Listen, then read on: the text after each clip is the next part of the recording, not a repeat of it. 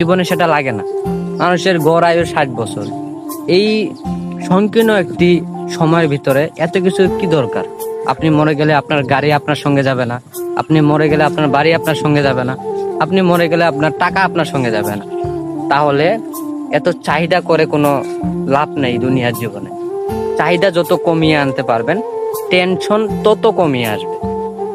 আপনার কম্পেয়ারিজম যত কমিয়ে আনতে পারবেন, টেনশন তত কমে আসবে। পাগলের কিন্তু কখনো খাওয়ার টেনশন থাকে না, ঘুমানোর টেনশন থাকে না।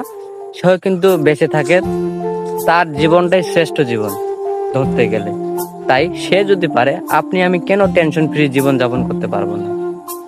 কারণ একটাই, চাহিদা কমাতে হবে, নিজের সঙ্গে অন্যের তুলনা করা যাবে না, নিজের নিম্ন শ্রেণীর লোকের দিকে তাকাতে হবে। এই 3টা জিনিস করলে আপনার জীবনে টেনশন নামের যে জিনিসটা আসবে না।